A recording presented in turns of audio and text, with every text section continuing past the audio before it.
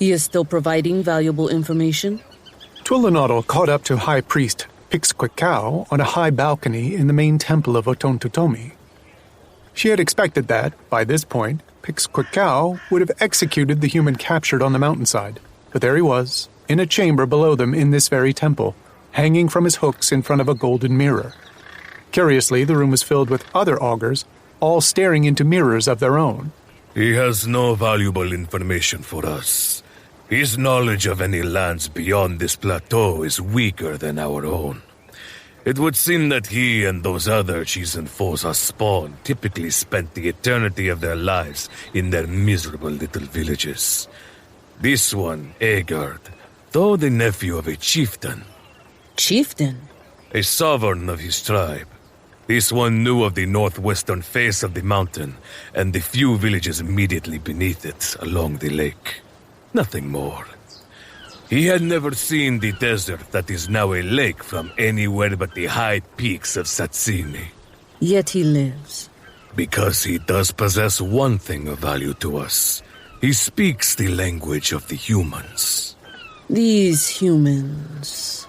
I am slow to believe that the language found here in this place is common throughout the lands to the east. Why?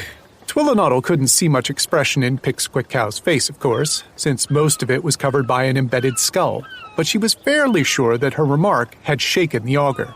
My scout has returned from his travels behind the escaping humans. Only now? More than 2 months? More than 1,000 miles of wilderness each way, and even the lands he came upon were full of no more than small and scattered villages. It is a vast world east of us, High Priest. Pixquicau nodded slowly, digesting the information, and Twilonadal recognized the same doubts within him as she had known when Atkisht had reported to her. How were they going to march an army of 100,000 warriors, perhaps even more, across thousands of miles of wilderness? You have learned the language of the humans from this one? Pixquicau nodded. Much of it. It is easy with the mirrors. Twilonadal didn't hide her confusion. His mirror reflects the others. When they look into their mirrors, they look into the mind of Agard, where his every thought is translated to them. In but a few lessons, every one of them will speak enough of the human language to interrogate a child of Chisenfosa. I should like to learn this language. Of course. He gave her a sly look, a grin under the skull's teeth, and narrowed clever eyes behind the empty bone sockets. If the God King orders it of me. And where is the glorious gold? I have seen neither Skatmizan nor his dragon in many days. He will come forth soon. Otontotomi is nearly to its full shining beauty. He is up there on the mountain with the other humans. I know not why or what is so important to him up there, but I share this warning with you. Bring no harm to the human women dancing about the crystal obelisk. I thought to bring one in to question, as I have done with this wretch, but the God King would not hear of it. He needs them. All of them.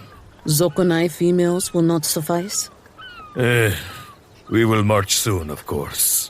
The lands to the east might be vast, but there is no amount of ground that will save the children of Chisenfosa. We will reach the eastern sea. I would like to learn their language before that march.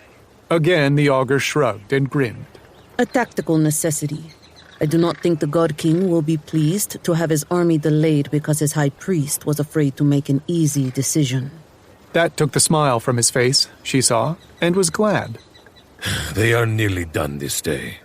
I will have a mirror in there for you tomorrow. And one for Atakisht.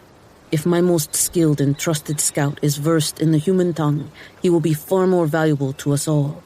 A hard stare took a long time to turn into an agreeing nod, but it came at length, and Twilonadal left the great temple feeling that she had won that round.